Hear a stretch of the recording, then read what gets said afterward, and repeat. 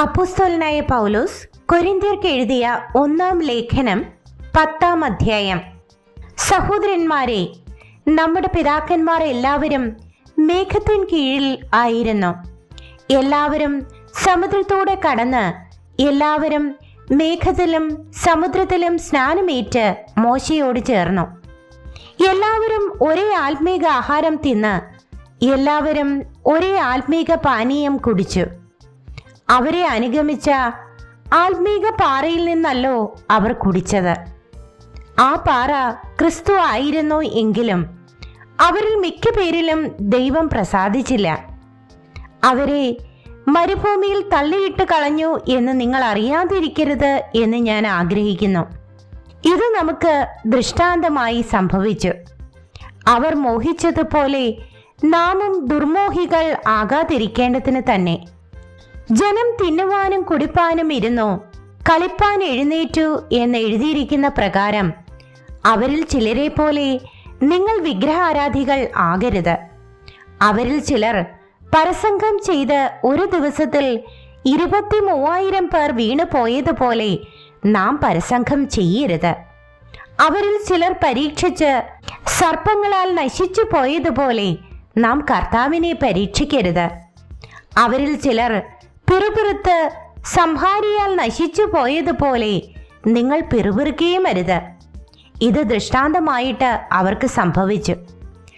ലോകാവസാനം വന്നെത്തിയിരിക്കുന്ന നമുക്ക് ബുദ്ധിയുപദേശത്തിനായി എഴുതിയും ഇരിക്കുന്നു. ആകയാൽ താൻ നിൽക്കുന്നു എന്ന് തോന്നുന്നവൻ വീഴാതിരിപ്പാൻ നോക്കിക്കൊള്ളട്ടെ. മനുഷ്യർക്ക് നടപ്പല്ലാത്ത പരീക്ഷ നിങ്ങൾക്ക് നേരിട്ടിട്ടില്ല. ദൈവം വിശ്വസ്തൻ. നിങ്ങൾക്ക് കഴിയുന്നതിനു മീതെ പരീക്ഷ നേരിടുവാൻ സമ്മതിക്കാതെ നിങ്ങൾക്ക് സഹിപ്പാൻ കഴിയേണ്ടതിന് പരീക്ഷയോടുകൂടെ അവൻ പോക്കുവഴിയും ഉണ്ടാക്കും. അതുകൊണ്ട് പ്രിയന്മാരെ, വിഗ്രഹാരാധന വിട്ടോടുവിൻ. നിങ്ങൾ വിവേകികൾ എന്ന് വെച്ച് ഞാൻ പറയുന്നു. ഞാൻ പറയുന്നത് വിവേചിപ്പൻ.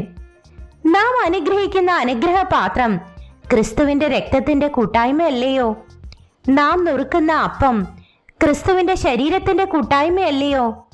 അപ്പം ഒന്നാകൊണ്ട് പലരായ നാം ഒരു ശരീരം ആകുന്നു. നാം എല്ലാവരും ആ ഒരേ അപ്പത്തിൽ അംശികളാകുന്നുവല്ലോ. ജഡപ്രകാരമുള്ള ഇസ്രായേലിനെ നോക്കുവിൻ. യാഗങ്ങൾ ഭുജിക്കുന്നവർ യാഗപീഠത്തിന്റെ കൂട്ടാളികൾ അല്ലയോ? ഞാൻ പറയുന്നത് എന്ത്? വിഗ്രഹാർപ്പിതം വല്ലതുമാകുന്നു എന്നോ? വിഗ്രഹം വല്ലതുമാകുന്നു എന്നോ? അല്ല, ജാതികൾ ബലി കഴിക്കുന്നത് ദൈവത്തിനല്ല, ഭൂതങ്ങൾക്ക് കഴിക്കുന്നു എന്നത്രേ. എന്നാൽ നിങ്ങൾ ഭൂതങ്ങളുടെ കൂട്ടാളികളാകുവാൻ എനിക്ക് മനസ്സില്ല. നിങ്ങൾക്ക് കർത്താവിന്റെ പാനപാത്രവും ഭൂതങ്ങളുടെ പാനപാത്രവും കുടിപ്പാൻ പാടില്ല. നിങ്ങൾക്ക് കർത്താവിന്റെ മേശയിലും ഭൂതങ്ങളുടെ മേശയിലും അംശികളാകുവാനും പാടില്ല. അല്ല, നാം കർത്താവിന് ക്രോധം ജ്വലിപ്പിക്കുന്നുവോ?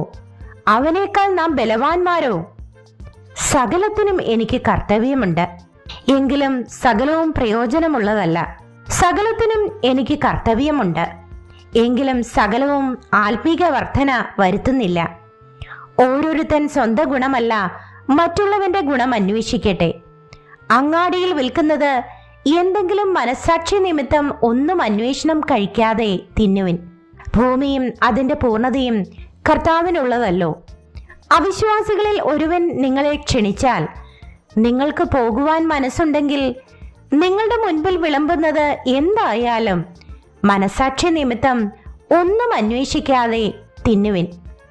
എങ്കിലും ഒരുവൻ ഇത് വിഗ്രഹാർപ്പിതം എന്ന് നിങ്ങളോട് പറഞ്ഞാൽ ആ അറിയിച്ചവൻ നിമിത്തവും മനസ്സാക്ഷി നിമിത്തവും തിന്നരുത്.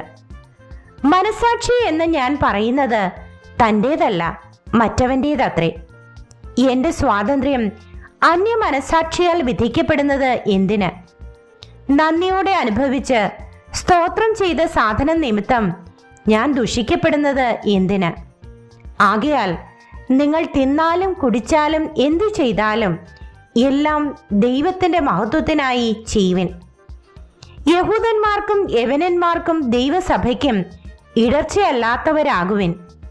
ഞാനും എന്റെ ഗുണമല്ല, പലർ രക്ഷിക്കപ്പെടേണ്ടതിന് അവരുടെ ഗുണം തന്നെ അന്വേഷിച്ചുകൊണ്ട് എല്ലാവരെയും എല്ലാം കൊണ്ടും പ്രസാദിപ്പിക്കുന്നുവല്ലോ.